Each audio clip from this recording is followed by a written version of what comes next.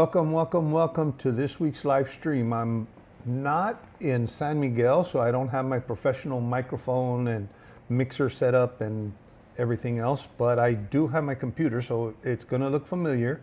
I'm not using my other software or my iPad, but if you guys can't hear me, let me know. If I'm coming on clear, you might hear a little bit of an echo, and I don't have my little background. And I'm actually not in Mexico right now. I'm back in the United States taking care of some personal business that I have to take care of every year. And so I wasn't able to get on this weekend.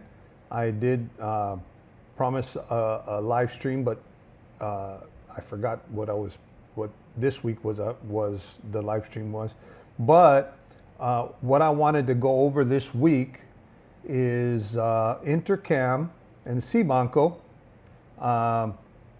Thanks for letting me know I sound good. And hello Anna, Stephanie, Tom, Texas refugee.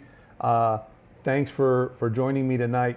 I'm a little bit late to this news, but I think I needed to address this. I wanted to get to it last Sunday because it was last week that this happened. But I wanted to kind of get to this because this actually is going to affect a lot of people that are banking in Mexico.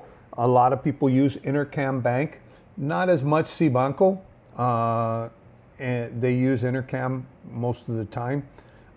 And actually, I wanted to kind of address this because usually Intercam was kind of the go-to. Hey Rick, how's it going? Cindy, Kawa, how's it going?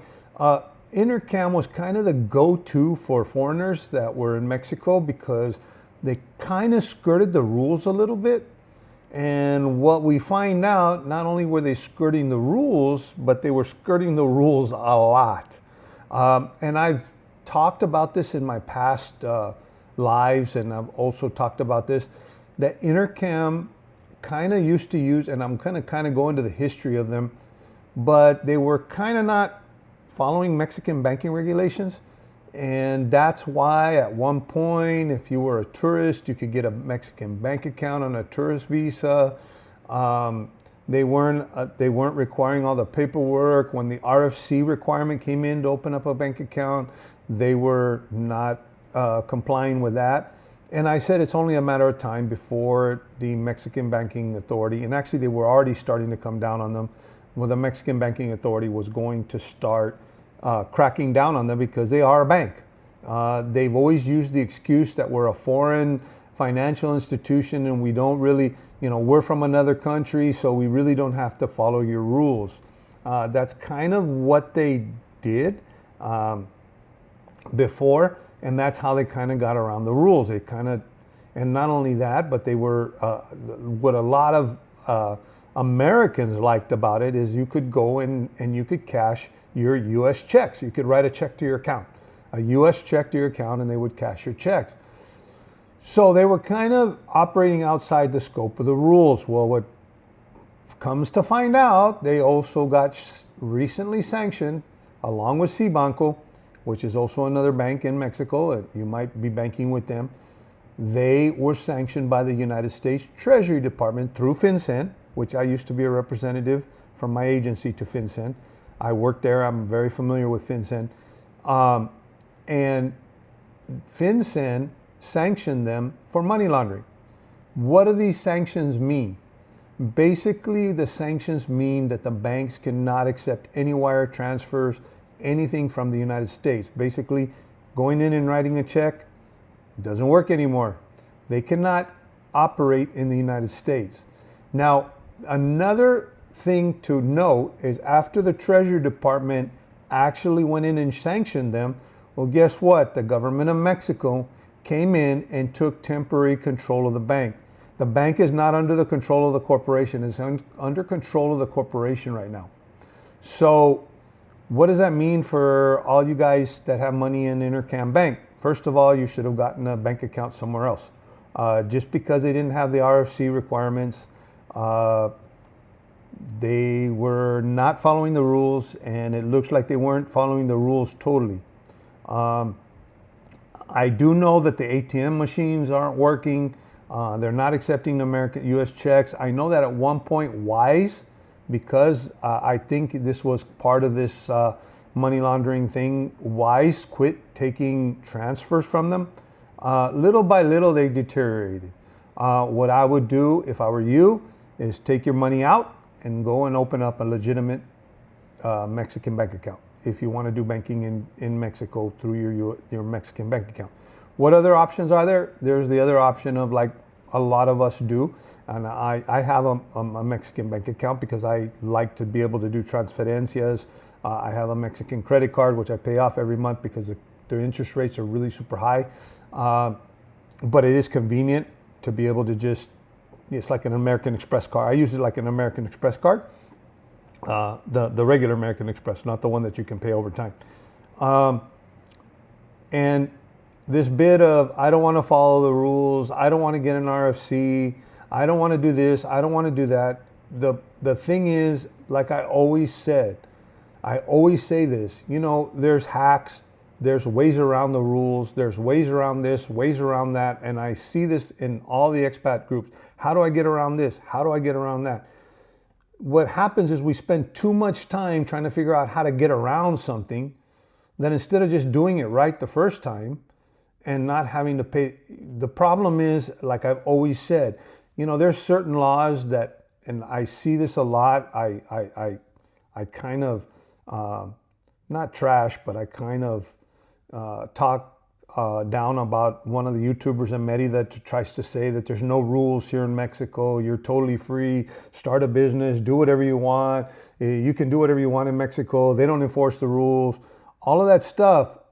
I know you want to believe that, but the problem is that Mexico is a very bureaucratic country. When I say you better get your money out as soon as possible, if the government has taken over, now the government has taken over the banks, basically saying we need to get these people straightened out, okay? Doesn't mean it's a permanent, it's a temporary takeover of the bank. The bank is in the control of the Mexican government right now. Both CiBanco, there's three banks, I forgot the third one, but there's three banks that are under control of the Mexican banking system. And they can take your money. They can say you're not going to get it out. I would strongly suggest, if you have your money in Intercam, go look for another Mexican bank, and a Mexican bank that follows the Mexican banking regulations. And if you don't have an RFC, go get your RFC, get yourself squared away. I always say that it's easier to get yourself squared away than trying to find all these workarounds that eventually, if the rule gets enforced, like this person says in Merida, laws here in Mexico are just suggestions. Well, even though I might agree that some laws might be suggestions or some laws aren't really enforced, I think I went over this last week about the cars, about driving in a free zone, and which I want to correct something about the cars. There is another exception for foreigners and permanent residents driving a foreign plated vehicle. If the car has a tip and the tip holder is immediate family member, mother, father, son, daughter, wife, or husband, you can drive the vehicle. Okay, that exception was put in there because some people, they go and they visit their family, they get a tip, and then someone wants to run to the 7-Eleven and go ahead and dad wants to run to the 7-Eleven, so dad gets in the car and drives the car. That's what the reason for that. And the other thing that is an exception is if the tip holder is in the vehicle. For example, the tip holder is a passenger in the vehicle, but a permanent resident or a foreign national is driving the vehicle, and the tip holder is in the vehicle with the person driving, they're allowed to drive the vehicle. But we talked about this last week, especially in Baja, this happens a lot. People get foreign plated cars and they drive in the free zone. You don't need a tip in the free zone. And even though people, and permanent residents and foreign nationals drive foreign plated vehicles. This happens on the border a lot. I even talked about even getting the tip. You're not supposed to get the tip if you're a dual national. You're supposed to check in as a Mexican citizen by law. Well, these things aren't kind of enforced. I don't know of anybody in Baja that has ever gotten their car taken away. I personally don't know. I'm not saying that it hasn't happened, but I don't know anybody in Baja that's had their vehicle taken away because they're a permanent resident and they're driving a foreign plate vehicle in the free zone. And everybody just assumes, oh, it's a free zone, so I can do it. No, technically you can't. It's just there's a difference between the law and what you can get away with. The problem is if you get that one person or that one day that Mexico decides they're going to crack down on, I don't know, foreigners driving foreign plated vehicles, then you're going to have an issue and they can take your vehicle away. So my goal in this channel is to let you know what the rules are, what the laws are. And I'll be perfectly honest with you, the odds of you getting your vehicle taken away because you're in a free zone and you're driving a foreign plated vehicle and you're a permanent resident is probably, you have a better chance of winning the lottery. The problem is, there is a chance of winning the lottery, even though it's very slim to none. It's the same thing with a lot of these rules. And what happens a lot of times is we generalize. Oh no, all of Mexico's like that. They never enforce the rules. And I think what I try to do in my lives and everything else is to try to tell you these are the rules, and if you get caught or you get tied up in the rules, Mexico is not very forgiving. When they decide to enforce the rules, they enforce it to the letter of the rule. There's no exceptions, and that's the problem that a lot of foreigners, especially with this, when we had a lot of people that were doing border runs, all of that stuff. Oh yeah, I've been doing it for the past 15 years. And all of a sudden Mexico decides, no more. So, that's where we need to, and this is a perfect example of kind of a continuation of what I was talking last week. You need to get your RFC. Oh no, but Intercam doesn't require an RFC. I know that Intercam was kind of starting to follow back Mexican banking regulations, I think because of the pressure of the government. But, what happens a lot of times, and I even hear this too, I'm not going to give the government of Mexico my personal info. Well, you're a permanent resident. I think you've already given the government of Mexico your personal information. Second of all, it's not, even though it's for tax purposes, you're not going to pay taxes unless you generated income here in Mexico. So there's a lot of misconceptions. So, this Intercam thing, I've been in an Intercam. I've used their ATM machines before. And this thing of, Intercam works the best because you don't need to have an RC or at the time, you can get a bank account on a tourist visa. And then all of a sudden, Wise won't transfer money to Intercam anymore. Next thing you know, they're getting sanctioned. Next thing you know, the government's taking them over and maybe your funds might get frozen. I haven't heard of any of that happening, but it's just a warning and a word to the wise. I know that probably by the time you see this, most people have already been affected, probably taking their money out. But what does this mean for you guys as foreigners living here in Mexico? What it is just a wake-up call that when you're going to do businesses here in Mexico, processes here in Mexico, banking is a process. Banking is a business. You're doing your personal business here in Mexico. You need to know the rules. And trying to get around the rules, sometimes it's just simpler to comply with the rules instead of sitting there trying to get over the rules. I got my RFC as soon as the law passed. I didn't get an RFC when I got my residency. I had been without an RFC for years. And then look at what's happening now with Amazon. If you have anything imported, you need an RFC or your corp. Eventually, it's going to be just your RFC. I've gone online and now it's asking me for just the RFC, not the corp, on certain websites to order foreign. Another update, what I've noticed, I did go on Amazon today and I was looking under Mexico because I was going to try to get something in Amazon Mexico, was looking to see if it was available. And there was the importation from the United States. It looks like Amazon is shipping it again. I don't know, I'm going to look into it. Maybe next week I'll do another live, what I found out about whether Amazon is shipping again or not, if they got rid of their logistics problem in shipping. So basically that's why I'm coming on this week. And actually we can go into, I don't have much more to say other than, follow the rules. Use a legitimate bank here. Intercam was not a legitimate Mexican bank. They were a foreign bank operating in Mexico. And that's how they got around the rules, because they kept telling Mexican government, we don't have to follow Mexican banking regulations. Also, I bank with BBVA, which is a known bank. HSBC has banks here.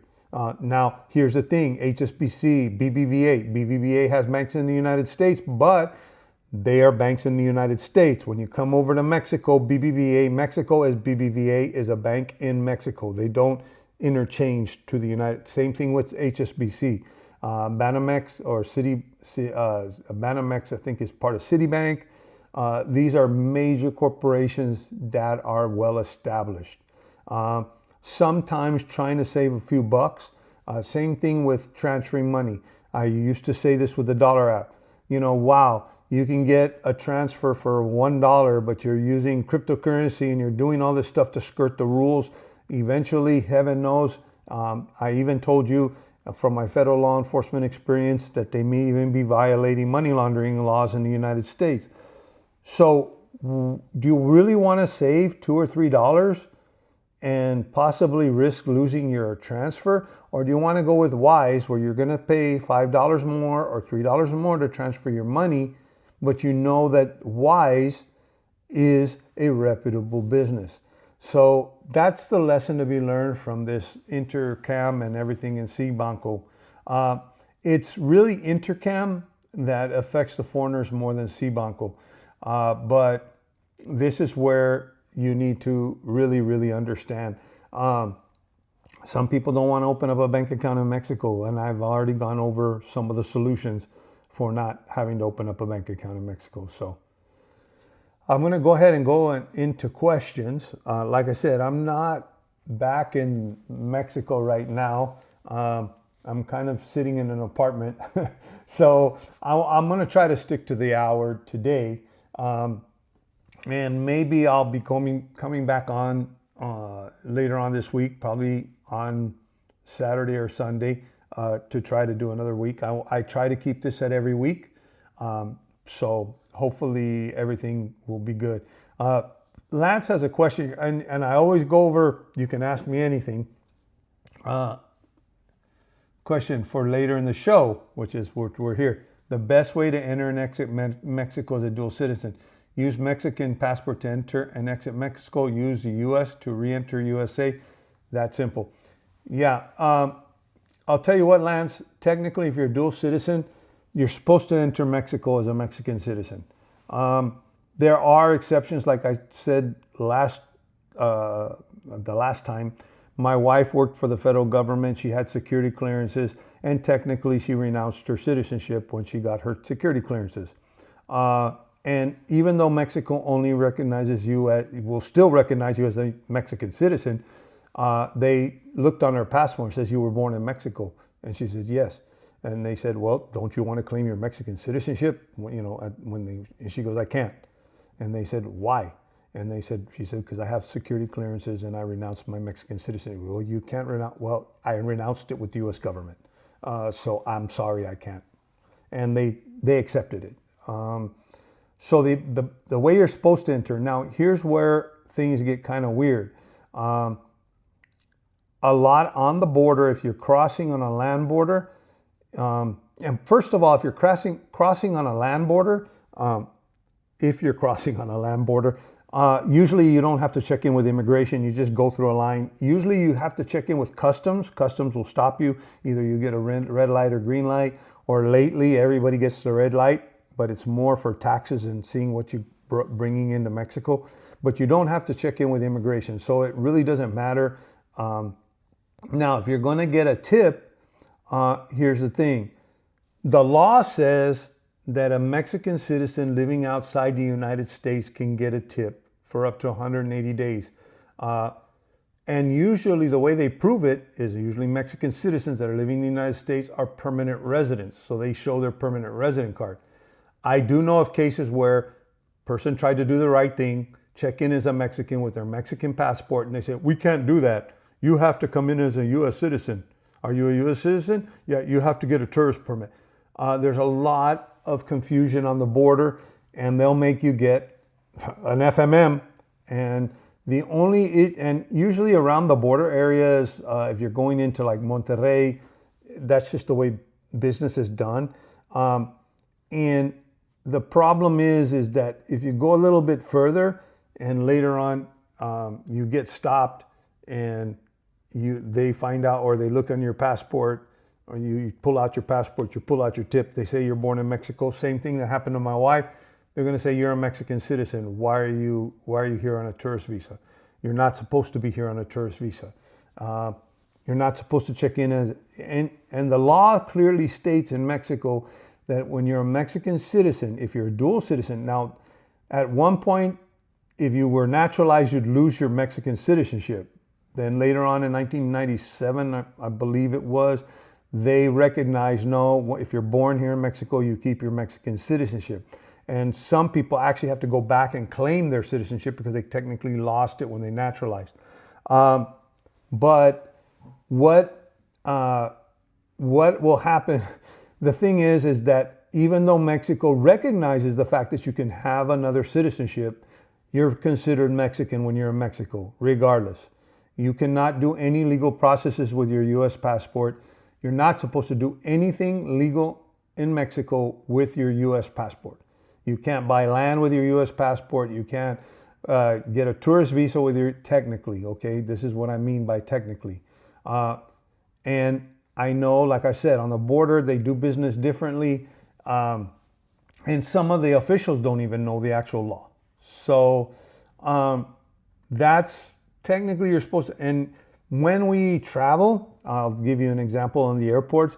My wife carries her U.S. passport and her Mexican passport. When we travel out of Mexico, of course, I do the process where I have to check out and everything else. And when I travel back into Mexico, when we travel on plane, my wife will check in as a Mexican citizen. She uses her Mexican passport to check in. Same thing if we go to another country. But when she gets to the United States, she uses her U.S. passport to get in, because that's how you get in, because you're a U.S. citizen. So that's how you kind of have to manage it. Now, I do know a lot of dual nationals that don't have a Mexican passport. They might have their matricula consular, which is a card given by the consulate, or they may have their INE. So that's just basically, I hope I answered your question, Lance. It's kind of a confusing thing because it depends where you're coming from. If you're crossing the border, you might say, here's my Mexican passport, I need to get a tip. I live in the United States. Oh, well, what do you mean? Where's your permanent resident card? No, I'm a U.S. citizen. Well, where's your U.S. passport? You have to check in as a tourist. That might be what they tell you.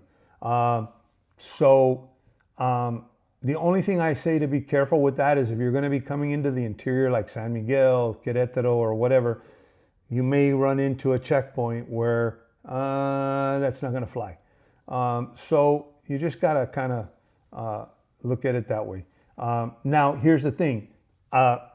Before I lived here, before I lived there in Mexico, because I'm not in Mexico right now, but before I lived in Mexico, every time that we got a tip and we got stopped at a checkpoint and we went all the way down to San Miguel de Allende, nobody checked our passports. They just said, where's your paperwork? And I showed them the tip. So take it with a grain of salt, okay? I'm not trying to say don't worry about it, but at the same time, I will tell you the reality of the situation. We never got asked.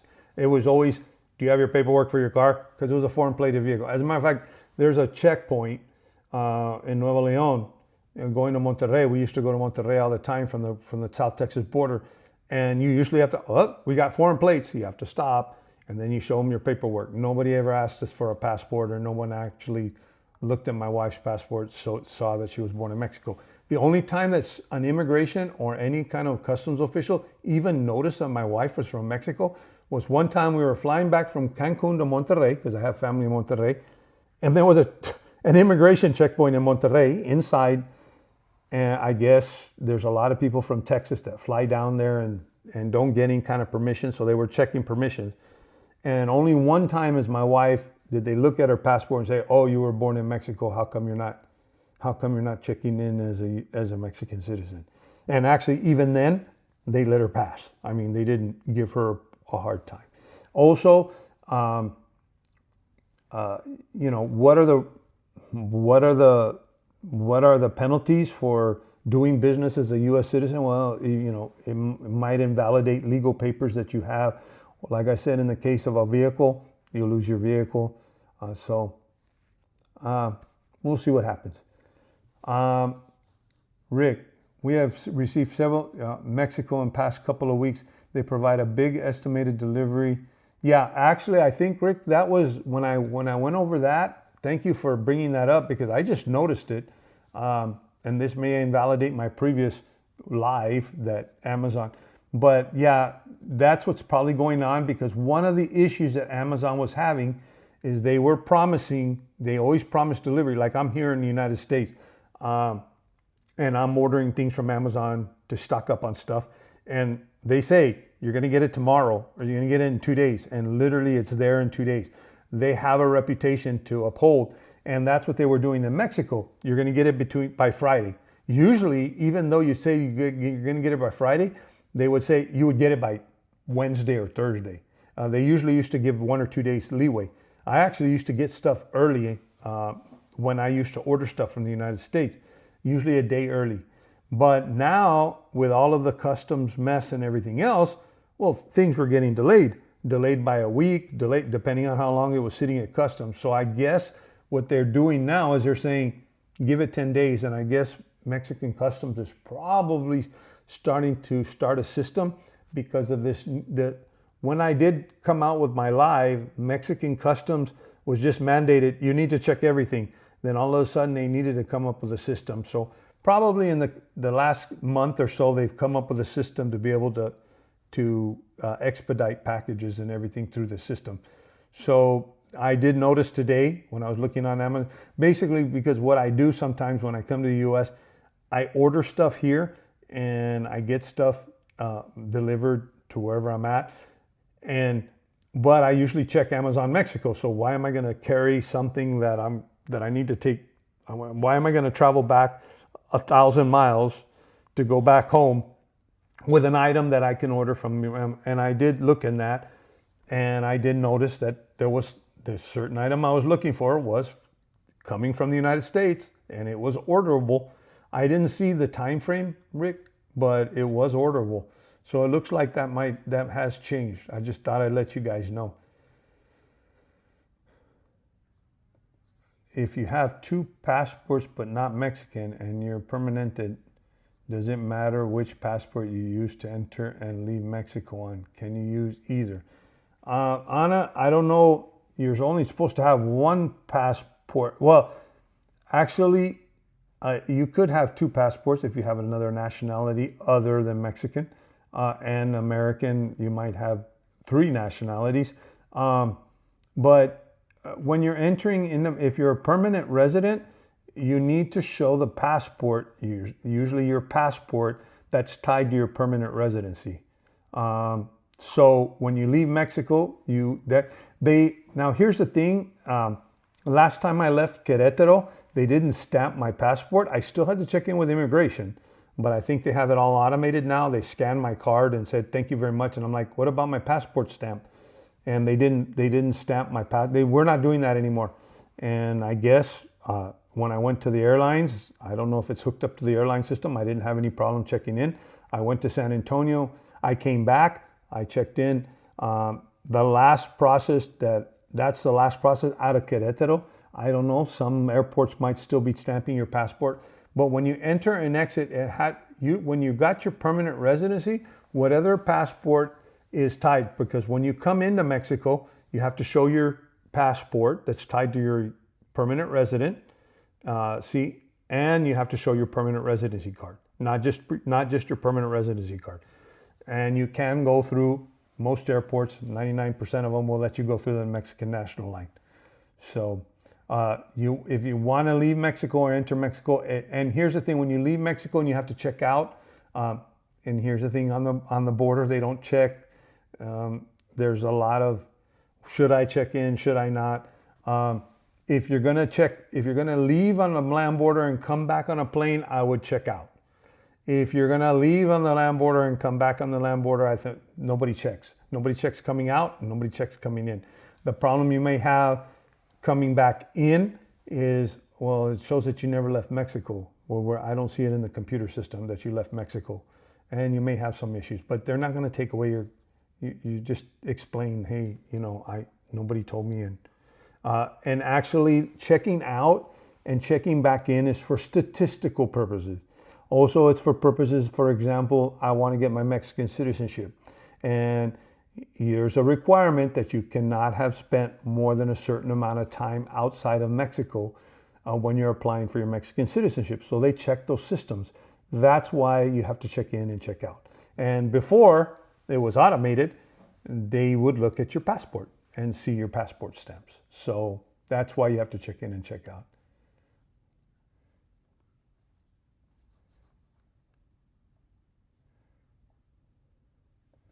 Lance, I'm in Mexico now. Just got my kids dual citizenship and an INE. They are 19 and 22, pretty well versed now in the process. Well, congratulations, Lance. That's the best thing you could have done for your kids. I'll tell you what, it's the best thing you could have done for your kid. Exactly. And actually, I have family members, my wife's family members, that's what they did for their kids. And it's always good to have more than one nationality. And your kids will thank you for it later. If they didn't thank you for it now, they're going to thank you for it later.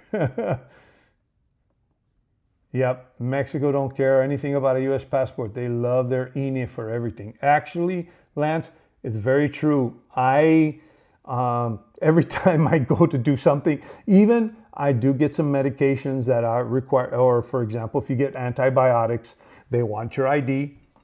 Here in Mexico, there was a law that was passed that you need prescription, and it's antibiotics are kind of like a controlled substance here. First thing they'll say is, "Where's your INE?" Now, I've gotten them used. Now, in San Miguel de Allende, if you take out your resident card, they're very used to that because there's a very large expat or immigrant population there. And there's a very large expat population there, so they are used to seeing that. When I go to DHL to pick something up, where's your INE? Oh, here's my resident card. We'll see what happens there. But I have been to certain parts of Mexico. When I pull out my resident card, they're looking at the number like, I need the INE number. Where do I get it? Actually, it's a number on the back of your residence card that they can use. It's kind of coded sort of like the INE, but it's with your resident number. So, trying to save on airline tours. Yep, you definitely don't have to pay that. When you buy an airline ticket, you're actually paying for your FMM. Most airlines will take it off, and then other airlines you have to actually ask for a refund.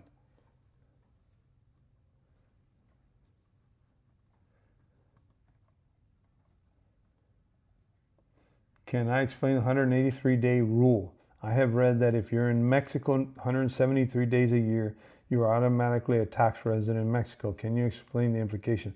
Anna, let me explain to you something about, here's the thing, it's kind of, I might give you a complicated answer. Give me 1 second.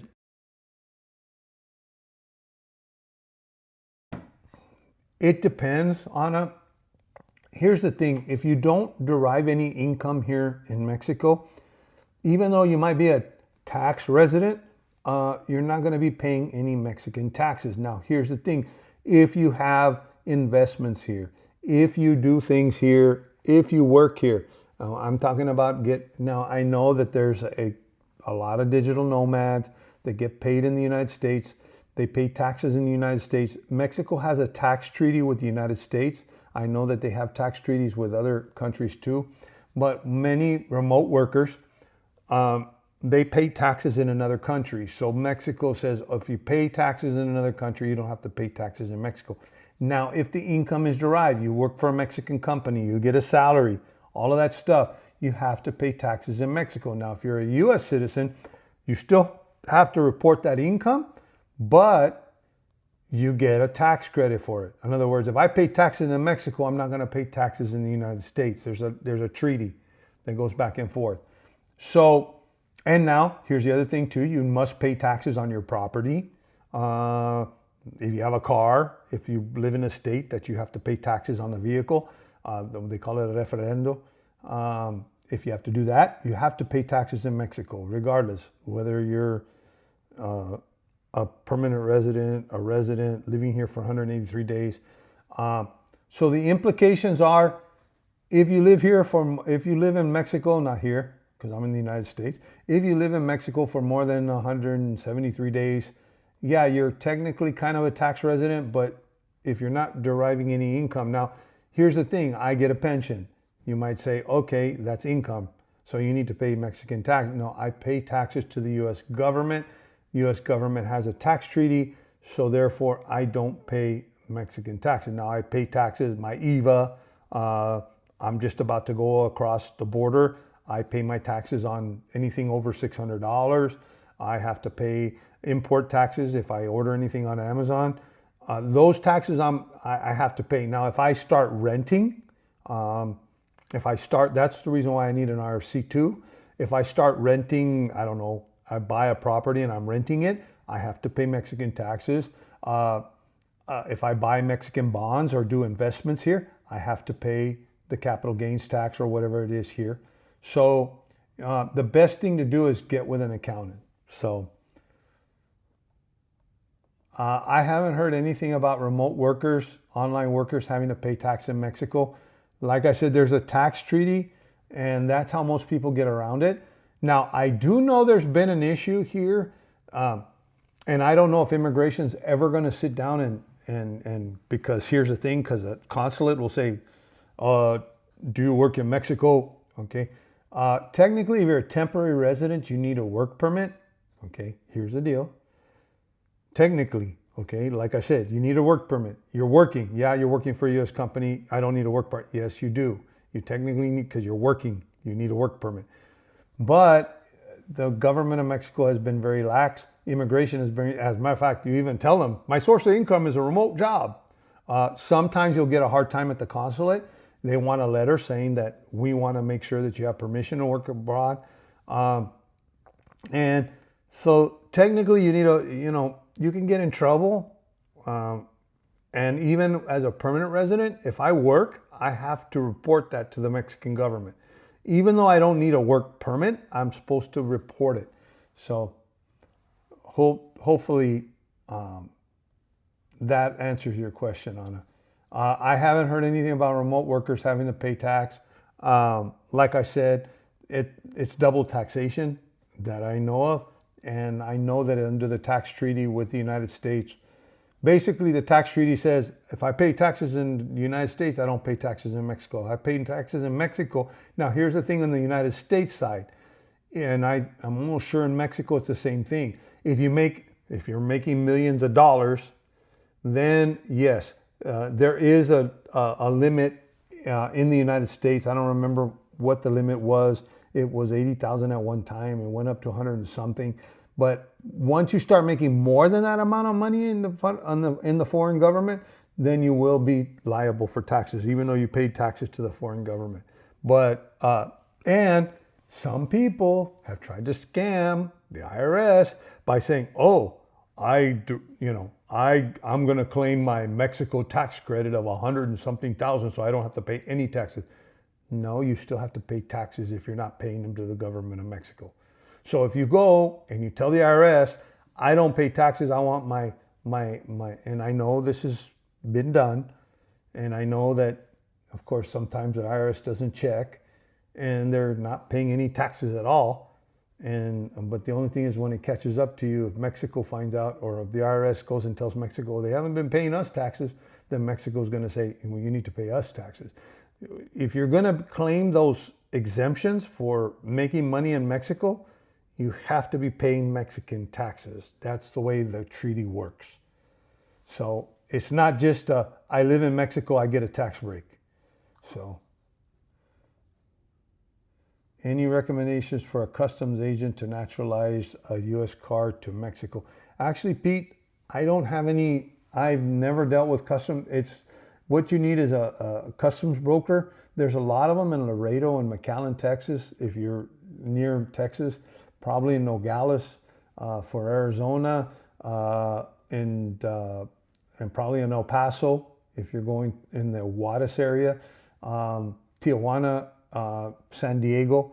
I would look under services that specialize in that. I don't know, and I don't even know. The last time I checked, it was like $2,500 just for their fees, not to mention the other part of it. So we'll see what happens.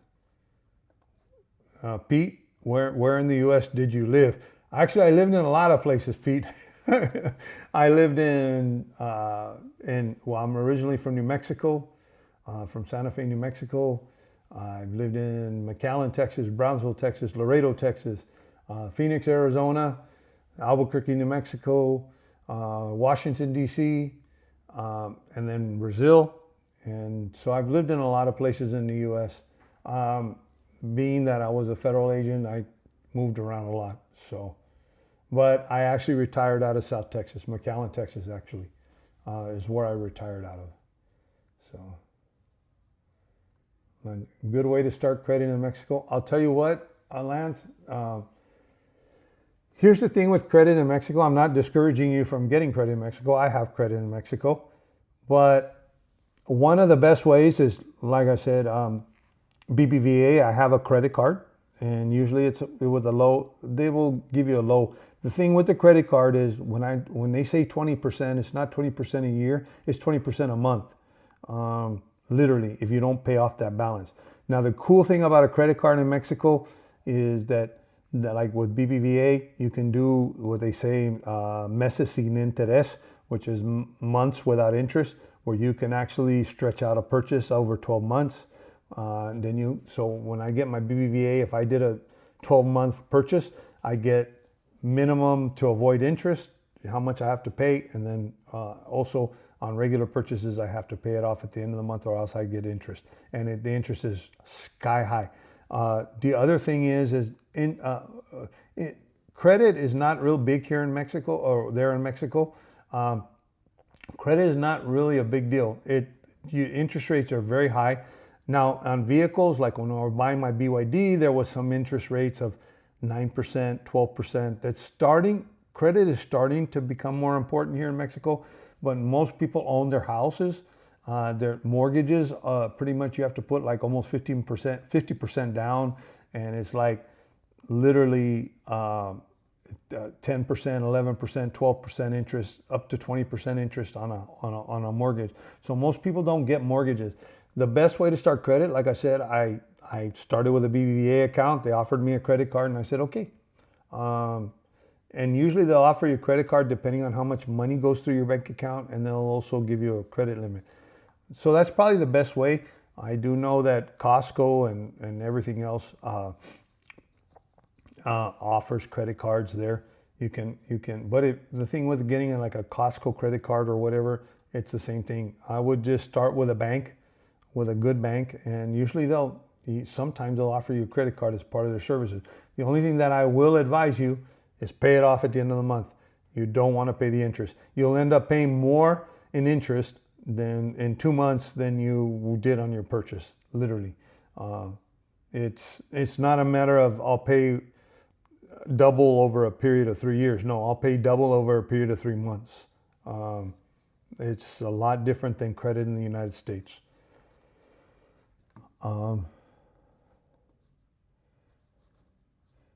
Yes.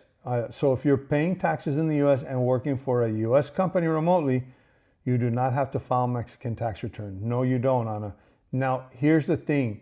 The rules might change a little bit because SAT is going through a lot of things lately.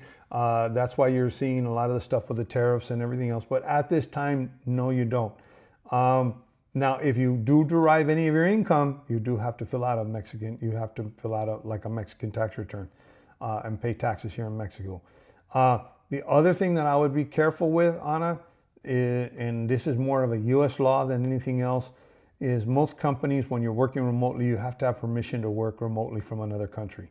Now, here's the thing. If you tell your company, I'm working in Mexico, they might say, oh, okay, you don't have to pay U.S. taxes anymore because you're working in Mexico. That's why they need to know. Then they might say, oh, well, you're going to have to get with our Mexico division and you might have to start paying taxes there. But you shouldn't have any issues, to be honest with you. Now I know it's a part of a corporate law here in the United States that you have to report to the company that you're working overseas. And actually the company has to report to the U.S. government how many of their workforce is working in Mexico. That's one of the things that a lot of remote workers here in Mexico don't realize. They don't even tell their company they're here in Mexico. Some of them even use a VPN to hide that they're in Mexico because they know that they can get in a lot of trouble or lose their job. I don't know what kind of company you work for, if they're cool with it. I do know my sister-in-law works for a U.S. corporation. They know she's in Mexico. They gave her authorization to work here.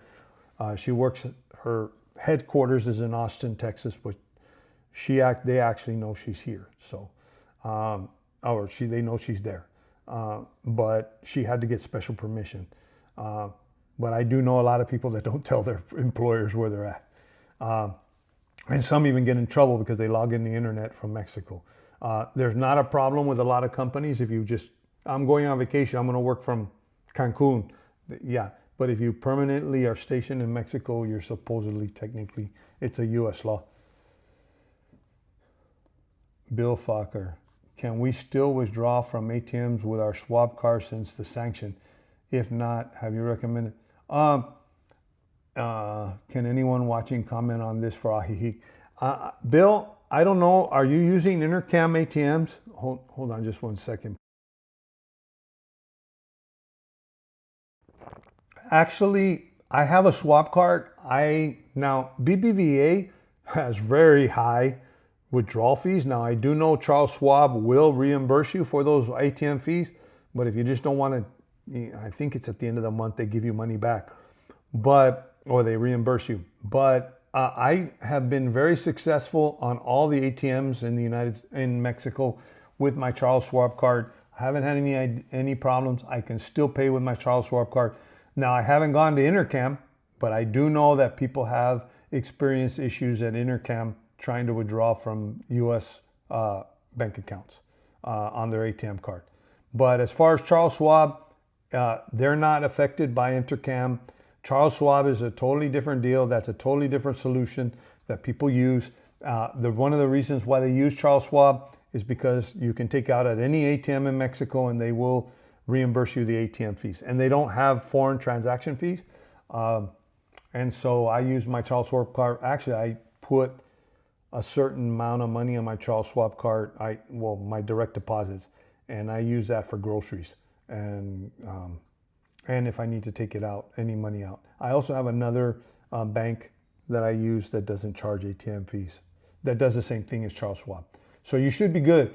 Now, if you're taking money out of Intercam, then I would quit taking money out at Intercam or try to, if it is working now at Intercam in Ajijic, it's probably not going to be working pretty soon because when the U.S. sanctions a Mexican bank, money cannot go back and forth. When you use an ATM at Intercam, Visa, I believe, also suspended their service to Intercam. So technically, you're not going to have any connectivity with the United States.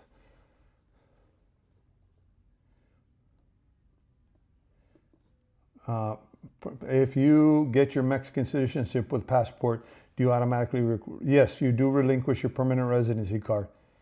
Sorry, had to step away from the couple minutes. Yes, Tom, you do relinquish your permanent residency because you become a citizen.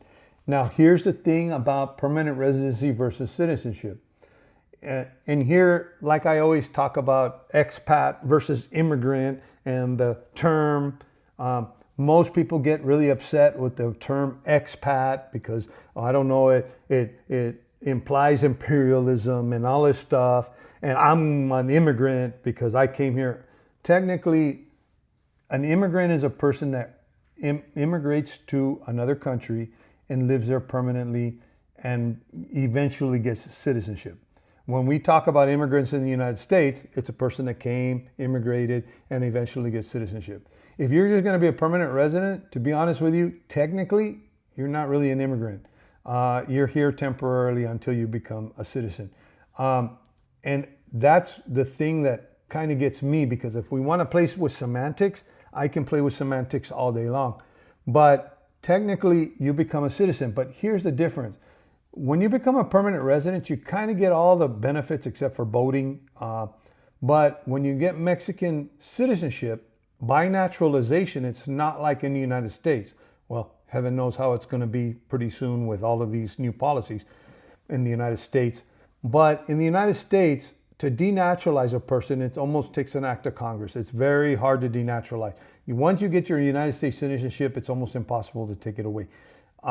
As it stands now, I don't know how it's going to stand later on with the political thing. Now, here's the thing in Mexico. If you get permanent residency, you keep permanent residency for the rest of your life. I mean, you never have to renew it. You never have to, it's yours for life. If you get a Mexican passport, you get naturalized, you can't live out of the country for more than 5 years. You can lose your citizenship.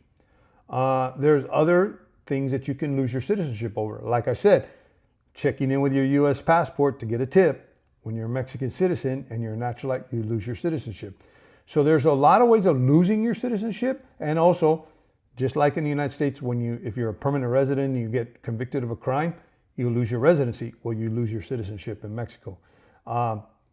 And so it all depends. Me personally, I'm going to stay here. I'm going to stay in Mexico for the rest of my life. I don't plan on going back. I don't plan on, and if I have to relinquish my Mexican citizenship because I have to move back to the United States, well, so be it. But I've decided to do that just for the benefits. Now, the other thing you can't do as a naturalized, and it's kind of the same in the United States, you can't hold a public office, and believe it or not, you can't serve in law enforcement here in Mexico if you're a naturalized citizen. You have to be a citizen by birth. So you do give up your residency because you become a citizen. So you adjust your status from permanent resident to citizen. Companies need to set up to be able to pay overseas. Not all do. Yeah, actually, Pete, what happens a lot of times with these digital nomads, they have a U.S. bank account, they get paid that's why and that is one of the reasons, because if you work overseas, I had been offered many times jobs overseas with corporations like Bank of America and some other corporations doing their own money laundering compliance, but like as a representative, like for the bank in South America. If that would have happened and I would have taken a job like that, then I would have had to, I'm actually stationed there. I would have been paid there. I would have been paying taxes. If I would have come to Mexico and worked in there, I would have been paying taxes. Now, there are some of us that work here in Mexico on a contract basis, but through the State Department, they get paid through their U.S. bank account. So I'm sorry if I have a little microphone here and I go to scratch and I'm probably making noise. Excuse me if I am. So, but also, Pete, as far as corporations, usually they are set up to pay in foreign country. Like if you work for Facebook Mexico, I do know one of my investigators that I had working for me in Brazil went to work for Microsoft. He works for Microsoft as a legal rep. He was a lawyer and he was in Brazil, and he went to work for Microsoft, and he gets paid like a Brazilian. He gets paid through the Brazilian laws, through the labor laws and everything else. So they do set up, and also most U.S. corporations have to report to the United States government who's working overseas and who's working there in the United States.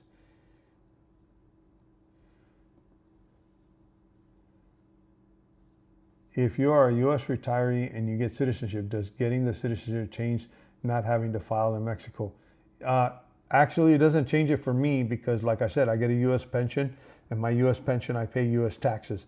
So through the tax treaty, I'm good. And like I said, the one thing you have to worry about here in Mexico, and this other YouTuber in Merida says, don't worry about it because everything's in cash. I would open up a taco stand and blah, blah, blah, blah, blah. Yeah, that's the Mexican people. They open up taco stands, they work in cash, they don't report their stuff to the Mexican government. But you need to understand that they're Mexican citizens. What are you going to do to them? Maybe, I don't know, fine them or whatever.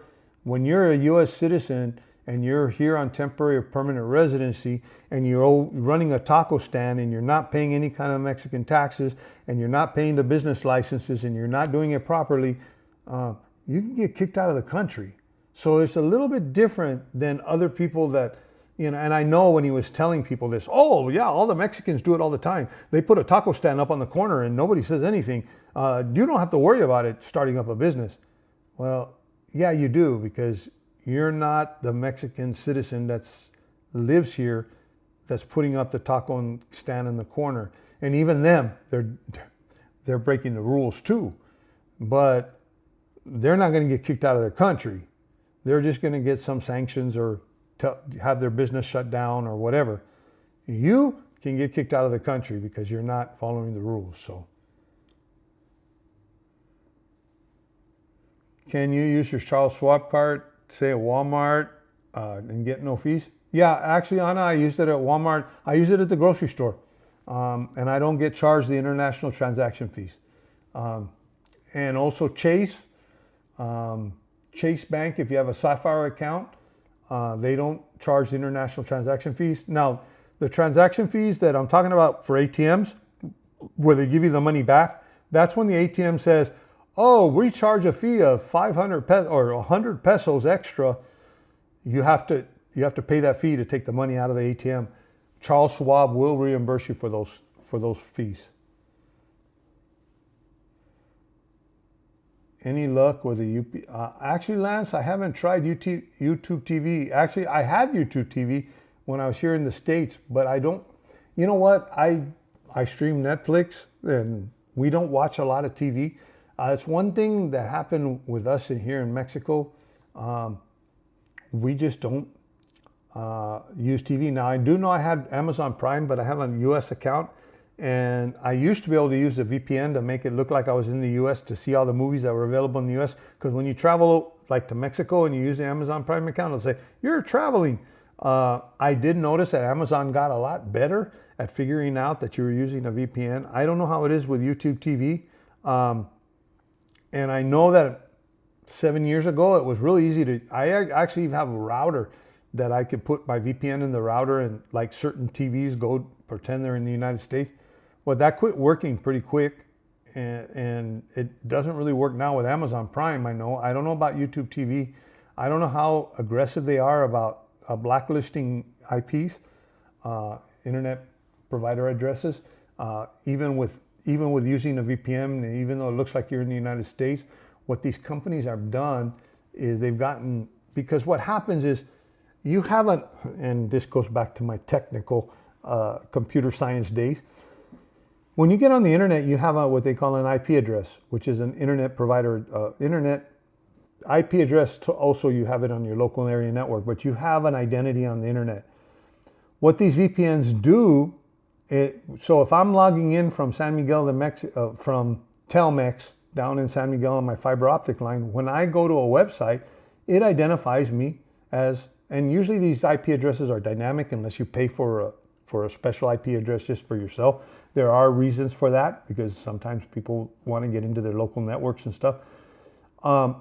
It shows that I'm in Mexico, right? So what happened was Netflix, YouTube TV, all of them started doing this. They started, oh, well, if it's coming from Mexico, sorry, you can't, because certain content is only, because of copyright and stuff, we can only play certain. So what did people start doing? They started using VPNs. VPN, what you do is you basically connect to a server in the United States and you route all your traffic through that server, and that server makes it look like you're in Dallas, Texas, or in San Francisco. And at first that worked real well, because what happened? The Netflix would check, oh, he's in San Francisco, he can watch US TV. But what has happened lately with all these security firms and stuff is now, but here's the problem. When you connect to NordVPN, they have a list of IPs that they buy, I guess you might say. So now when Netflix checks, they say, oh, he's logging in through NordVPN because we know that IP comes from NordVPN, so then we're not going to let him watch TV. And it's getting harder and harder. Probably what's happening now is there's databases now that what a lot of these VPN companies are trying to do is they'll buy new IP addresses every 3 months to try to beat the service providers. But I think what's happening nowadays is as soon as they buy the new IP addresses,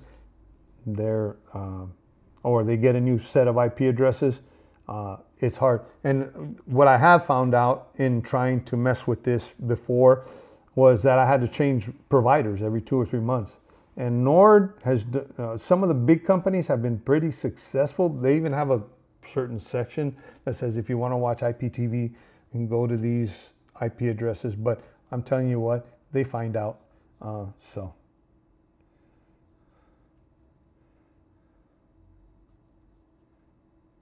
Okay.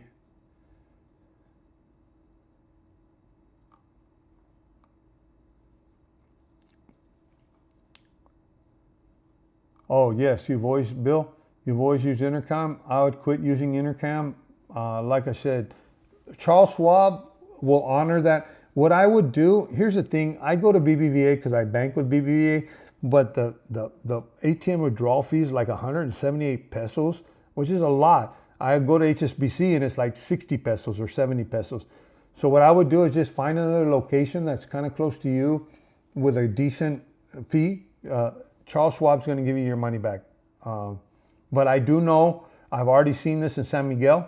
I already know in San Miguel, people were going to the Intercam and trying to use the ATM machine. I do know it has something to do with, because the ATM, also the banks are connected with Visa, and I know Visa has suspended their debit card relationship with Intercam as a result of this.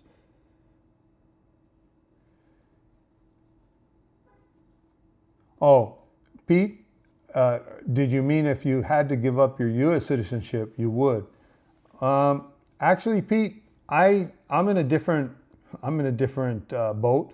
I need to keep my U.S. citizenship because I get a government pension. I don't know how it would affect me if I renounce my citizenship. I know a lot of people do renounce their citizenships, but mostly people have a lot of money, so they can put money in tax shelters in other countries. I'm not in that position. Would I renounce my U.S. citizenship? No, I was born in the U.S. I'm just as proud of being a U.S. citizen as living in Mexico. Would I go back to the United States? No, but for a lot of different reasons. Not necessarily that I don't love my country. It has to do, I spent 30 years serving my country, but it has more to do with the quality of life. I just have a better quality of life in Mexico, better quality of life in every way. I'm here in the United States right now, and I feel claustrophobic in a little apartment that people pay $1,500 a month here. I own my house in Mexico. I pay $300 a year in taxes, and it's a lot bigger than this little apartment. And I feel claustrophobic right now. So it's more of a quality of life thing. It's not, I have no resentment towards the government. I know there's a lot of political things going on. I don't get involved in the politics over there because I don't live there. And I'm not saying that it's, we'll have to say I don't live there, and not that I don't care, but it's just that I don't live there. And these are things that the U.S. people, all of these things that are happening in the U.S., these are people that are living in the United States have to address themselves. I can't address it because I live in Mexico, So, you know, I still love my country, and I wouldn't give up my citizenship. And you're not required to in Mexico. Now, in the United States, you technically give up your citizenship. You do renounce your citizenship when you get naturalized. You actually say you pledge your allegiance to the United States.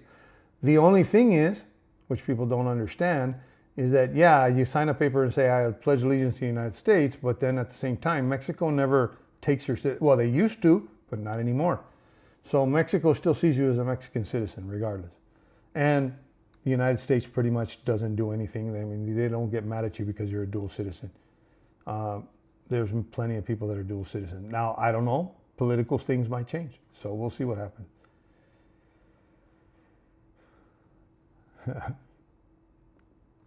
Taco stand, tres carne asada con todo.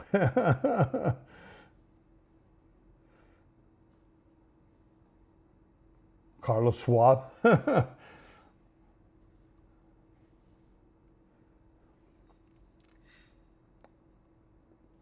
Yeah, Jesse, if you open up that computer game studio, you would have to what I would do, you can get an account here in Mexico that'll take care of all the tax stuff for you. That's how most business people do it here. But you're still going to have to make sure that if you're a temporary resident, you have to get a work permit. And if you're a permanent resident, you have to report that. And you'll have an RFC, because you have to get an RFC anyway. So you'll be able, all you do is you change your constancia to, which was your situation, your fiscal situation, to a salary or a business. And you can change your RFC and you'll be a business. It's not that hard, but you would still have to hire an accountant probably to get everything done and make sure you get your taxes paid.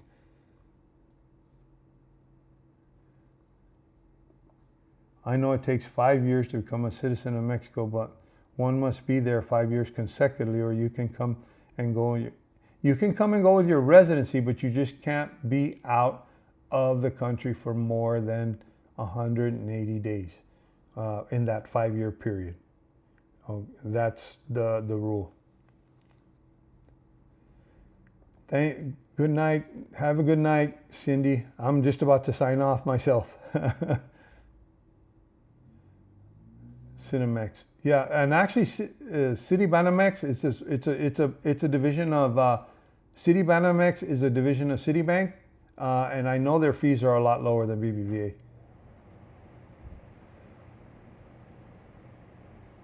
So if you buy a property in Mexico and you're at SAT due to property taxes, that does not mean you have to file. Actually, Anna, here's the thing: it's not SAT. Hold on, just one second. Your property taxes get paid to the community. Like, for example, I pay my property taxes to San Miguel de Allende. I don't pay federal property taxes. It's not property tax to the federal government. My taxes on my car, the referendo, I pay it to the state, okay? And each state has a different tax rate or whatever. So you don't have to file a tax return because you own property. Now, your U.S. tax return, you need to be careful because sometimes they actually ask you some questions. I do know that when I sold some property in Mexico, I had to report it on my U.S. taxes, but I didn't have a tax liability. And my tax liability was here in Mexico. But you get because it was a primary residence at one point, I get up to a certain amount exempt from having to pay taxes. So I didn't have to pay taxes in Mexico, but that was through the Mexican law.